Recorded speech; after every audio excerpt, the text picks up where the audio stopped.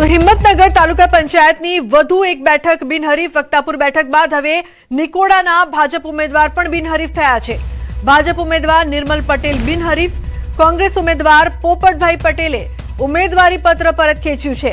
અન્ય એક અપક્ષ દ્વારા પણ ઉમેદવારી પત્ર પરત ખેંચાતા નિકોડા બેઠક બિનહરીફ જાહેર થઈ છે। તો નિકોડાના ભાજપના ઉમેદવાર બિનહરીફ ઈશાન જોડાયા છે વધુ માહિતી આપવા માટે। ઈશાન, શું વધુ વિગત સમગ્ર મામલે? ચોક્કસ કે આજે જે ફોર્મ ખેંચવાનો અંતિમ દિવસ હતો તે દરમિયાન જ તાલુકા પંચાયતની બે સીટો છે કે જે બિનહરીફ થઈ છે।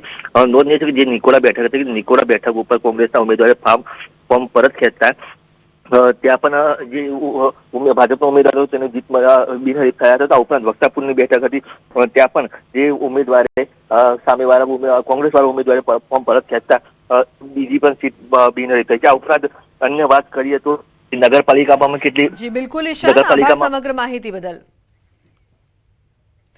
સુરત મહાનગરપાલિકા ચૂંટણી, સુરત શહેર કોંગ્રેસ પ્રમુખ વિપુલ ઉધનાવાલા અને પોલીસ વચ્ચે ઘર્ષણ થયું છે। ચૂંટણી અધિકારીની કચેરી ખાતે ઘર્ષણ, ભાજપના કાર્યકર્તા ચૂંટણી અધિકારીની કચેરીમાં શું કરી રહ્યા છે તે સવાલ ઉભો થયો છે। અત્યારે લાઈવ દ્રશ્યો આપ જોઈ રહ્યા છો, કોંગ્રેસ પ્રમુખ અને પોલીસ વચ્ચે બબાલના લાઈવ દ્રશ્યો સુરતથી સામે આવી રહ્યા છે। ઉમેદવારી ફોર્મ ખેંચવાની છેલ્લી ઘડીએ જબરદસ્ત તમાશો સુરતમાં જોવા મળી રહ્યો છે। સુરત પોલીસ અને કોંગ્રેસના કાર્યકર્તાઓ વચ્ચે ઘર્ષણ સર્જાયું છે, ધક્કામુક્કીના પણ દ્રશ્યો સર્જાયા છે, જેના સીધા દ્રશ્યો અત્યારે સુરતથી સામે આવી રહ્યા છે। ભાજપના કાર્યકર્તાઓને ચૂંટણી અધિકારી કચેરીમાંથી બહાર કાઢવામાં આવે તેવી માંગ કરવામાં આવી રહી છે, જેના કારણે કોંગ્રેસના કાર્યકર્તાઓ રોષે ભરાયા છે, પોલીસ સાથે ધક્કામુક્કી પણ થઈ છે। ઉલ્લેખનીય છે કે ઉમેદવારી ફોર્મ ખેંચવાની છેલ્લી ઘડીએ સુરતથી હંગામાના જે દ્રશ્યો સામે આવ્યા છે, કોંગ્રેસ પ્રમુખ અને પોલીસ વચ્ચે બબાલની ઘટના બની છે। ચૂંટણી અધિકારીની કચેરી ખાતે ઘર્ષણ સર્જાયું છે, દ્રશ્યોમાં આપ જોઈ શકો છો, ધક્કામુક્કી પણ થઈ રહી છે। જે પ્રકારની આ સમગ્ર ઘટના સામે આવતા તમાશો છે તે છેલ્લા દિવસે પણ યથાવત જોવા મળી રહ્યો છે। તો સુરતથી સીધા દ્રશ્યો અત્યારે આપ જોઈ રહ્યા છો, જ્યાં કોંગ્રેસના કાર્યકર્તાઓ અને પોલીસ વચ્ચે ઘર્ષણ સર્જાયું છે। ઉલ્લેખનીય છે કે ધક્કામુક્કીના પણ દ્રશ્યો જોવા મળ્યા છે।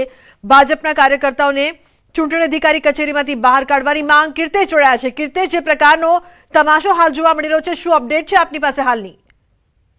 બિલકુલ, લુગના સ્થાનિક સ્વરાજની ચૂંટણીમાં ફોર્મ ખેંચવાનો છેલ્લો દિવસ હતો અને જે પ્રકારે કોંગ્રેસને જાણકારી મળી હતી કે વોર્ડ નંબર 1ના બોની પટેલ નામનો જે કોંગ્રેસનો ઉમેદવાર છે તેને ભાજપના કેટલાક વ્યક્તિઓ લઈને આવ્યા છે અને ચૂંટણી પંચની ઓફિસમાં તેનું ફોર્મ પરત ખેંચાવી રહ્યા છે, જેને લઈને કોંગ્રેસ શહેર પ્રમુખ વિપુલ ઉધનાવાલા પોતાની ટીમ સાથે પહોંચી ગયા હતા। પોલીસ દ્વારા તેમને અંદર ના જવા દેવાને લઈને બહાર ઘર્ષણના દ્રશ્યો સામે આવ્યા હતા। થોડી વાર પછી બોની પટેલ પણ બહાર આવ્યા હતા અને પિક્ચર ક્લિયર થઈ ગયું છે કે બોની પટેલે કોંગ્રેસમાંથી ઉમેદવારી ખેંચી લીધી છે, જેને લઈને કહી શકાય કે કોંગ્રેસના જે કાર્યકર્તાઓમાં છે તેમાં રોષ જોવા મળી રહ્યો છે અને બોની પટેલ જે રીતે બહાર નીકળ્યા એટલે પોલીસ પ્રોટેક્શનમાં તેમને કલેક્ટર ઓફિસથી લઈ જવામાં આવ્યા હતા। એટલે કે ચૂંટણી આવતાની સાથે કોંગ્રેસમાં રહેલા યુવાનો ટિકિટ માટે દોડે છે અને ટિકિટ મળ્યા બાદ આ પ્રકારની ગદ્દારી કરે છે, એટલે ગદ્દારના સિમ્બોલ સાથે કોંગ્રેસના કાર્યકર્તાઓ મારવાનો પ્રયાસ કર્યો હતો, જો કે પોલીસે તેમને કોર્ડન કરી અહીંથી બહાર લઈ ગયા હતા। ખાસ કરીને જે પ્રકારની આ ઘટના છે, ચોક્કસ સ્થાનિક સ્વરાજની ચૂંટણીમાં કહી શકાય કે ફોર્મ ભર્યા બાદ આજે ફોર્મ પરત ખેંચવાના સમયે જે દ્રશ્યો સામે આવ્યા હતા તે ખૂબ જ ચોંકાવનારા હતા અને સ્થાનિક સ્વરાજનો સાચો રંગ આજે જોવા મળ્યો હતો। કારણ કે ચૂંટણી પ્રચારમાં, કારણ કે સુરત એક એવી જગ્યા છે કે જે રાજકારણનું એપી સેન્ટર બન્યું છે। સુરત કોંગ્રેસ અને આપ ત્રિપાક્ષીય જંગ છે તેની વચ્ચે આજની આજે ફોર્મ ખેંચવાનો દિવસ હતો, ત્યારે કોંગ્રેસના વોર્ડ નંબર 1ના બોની પટેલે ફોર્મ ખેંચતા કહી શકાય છે કે સીધું જંગ હવે અમરોલી વિસ્તાર કે જે વોર્ડ નંબર 1નો વિસ્તાર છે ત્યાં ભાજપ અને આપ સામેનો સીધો જંગ જોવા મળશે। બિલકુલ, આપ જોડાયેલા રહેશો કીર્તેશ। જે પ્રકારથી આ સમગ્ર ઘટના સામે આવી છે, લાઈવ દ્રશ્યો અત્યારે આપ જોઈ રહ્યા છો ચૂંટણી અધિકારીની કચેરી ખાતેથી, જે પ્રકારથી અહીંયા ઘર્ષણ સર્જાયું છે, ઉમેદવારી ફોર્મ ખેંચવાની છેલ્લી ઘડીએ બબાલ। તો વોર્ડ નંબર 1માં કીર્તેશ, જે ફોર્મને લઈને ઘમાસાણ હતી, શું ફોર્મ પરત ખેંચવામાં આવ્યું છે ખરું? જી કીર્તેશ। બોની પટેલ કે વોર્ડ નંબર 1 ના કોંગ્રેસના ઉમેદવાર હતા, તેમને અહીંયા લઈને આવ્યા હતા અને ચૂંટણી અધિકારીની જે ઓફિસ હતી તેની અંદર લઈ જવામાં આવ્યો હતો આ જાણકારી મળતા, કારણ કે સવારથી જ કોંગ્રેસે જે ચૂંટણી અધિકારીની ઓફિસ છે ત્યાં પોતાના એજન્ટો મૂકી દીધા હતા. કોઈ પણ વ્યક્તિ ફોર્મ પરત ખેંચવા આવે તો તાત્કાલિક પાર્ટીને જાણ કરી લે, કે જાણ થતાની સાથે જ વિપુલ ઉદનાવાળા અને તેમની ટીમ પહોંચી હતી, પણ પોલીસ દ્વારા તેમને અંદર ના જવા દેવામાં આવ્યા હતા અને બહાર ઘર્ષણના દ્રશ્યો જોવા મળ્યા હતા. અડધો કલાક બાદ બોની પટેલ અને ભાજપના લઘુમતી સમાજના આગેવાનો બહાર નીકળ્યા હતા. એટલે પિક્ચર ક્લિયર થઈ ગયું હતું કે બોની પટેલ દ્વારા ફોર્મ પરત ખેંચી લેવામાં આવ્યું છે અને થોડીક જ વારમાં બોની પટેલ બહાર આવ્યા બાદ પિક્ચર સંપૂર્ણ ક્લિયર થઈ ગયું કે બોની પટેલે ઉમેદવારીમાં પોતાનું ફોર્મ ખેંચી લીધું છે અને કહી શકાય કે તે ચૂંટણી નથી લડવાના તેવી જાહેરાત કરી દીધી હતી. આ તમામ વસ્તુ ના થાય તેને લઈને કોંગ્રેસ દ્વારા આ વર્ષે રણનીતિ અપનાવવામાં આવી હતી. 40 જેટલા મજબૂત દાવેદારો હતા, તેમને અજ્ઞાત સ્થાને લઈ જઈને રાખવામાં આવ્યા હતા. તે તમામ લોકોને આજે સાંજે સુરત લાવ્યા બાદ ચૂંટણી પ્રચારમાં ઉતારવાના હતા. એટલે કોંગ્રેસ દ્વારા તમામ પ્રકારના પ્રયાસો કરવા છતાં પણ વોર્ડ નંબર 1 ના ઉમેદવાર બોની પટેલે પોતાનું ફોર્મ પરત ખેંચી લીધું છે. બિલકુલ કીર્તેશ, જે પ્રકારથી ઘણા બધા પ્રયાસો થયા અને પ્રયાસો બાદ પણ બોની પટેલે પોતાનું ફોર્મ પરત ખેંચ્યું છે અને તેના કારણે ક્યાંક ને ક્યાંક કોંગ્રેસમાં પણ રોષ જોવા મળી રહ્યો છે. હાલની સ્થિતિની જો વાત કરીએ તો શું પરિસ્થિતિ છે હાલ?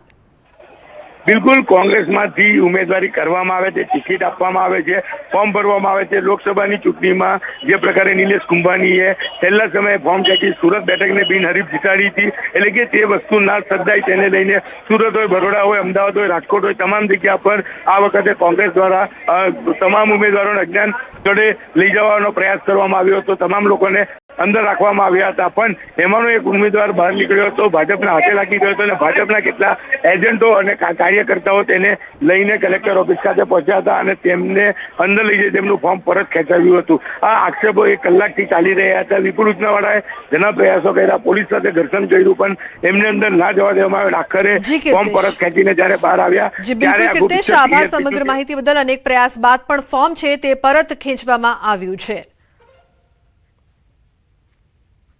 તો બારડોલીમાં જિલ્લા પંચાયત બેઠકમાં બબાલ થઈ છે. ભાજપ દ્વારા ઉમેદવારને ધમકાવવાનો આક્ષેપ કરવામાં આવ્યો છે. મહિલા ઉમેદવારને ફોર્મ પરત ખેંચવા માટે દબાણ કરવામાં આવ્યું. જિલ્લા પંચાયતના પૂર્વ પ્રમુખ ભાવેશ પટેલ સામે આક્ષેપ છે. બારડોલી મામલતદાર કચેરી ખાતે લઈ જવાયા છે. તો સુરતમાં બારડોલીમાં બાબેન જિલ્લા પંચાયત બેઠકમાં ઉમેદવારીને લઈને ભારે બબાલ. ભાજપના આગેવાનો દ્વારા ઉમેદવારોને ધમકાવવાના ગંભીર આક્ષેપ કરવામાં આવ્યા છે. એ પણ મહિલા ઉમેદવાર વંદનાબેનને ફોર્મ પરત ખેંચવા માટે હેરાન કરાતા હોવાનો આક્ષેપ કરવામાં આવ્યો છે. સરપંચ નીચે અમારા એપેન્ટમેન્ટના નીચે ગાડી લઈને અમને લેવા આવેલા. બસ બોયલા તો કઈ નહીં, ખાલી બેસી જાઓ. ભાવેશભાઈ સરપંચ એ લોકો તો ખાલી કીધા કે તમે ખાલી ગાડીમાં બેઠી જાઓ, બસ અમને લઈ જતા હતા. અમે નહીં બેસા, મેં ડાયરેક્ટ ઘરે જતી રહી કે મને નથી બેસવું એમ. જેનામાં મેં ફોર્મ ભરેલો છે તેનામાં જ મેં લડા એમ કીધું. મેં ઓફર એમ કે ખાલી એમ બસ પૈસાની લાલચ, એટલે એ પોતે બોલ્યા નહીં. સમાચારનો પ્રવાહ યથાવત રહેશે. હાલ રોકાઈશું એક બ્રેક માટે. આપ જોતા રહો ન્યૂઝ 18 ગુજરાતી.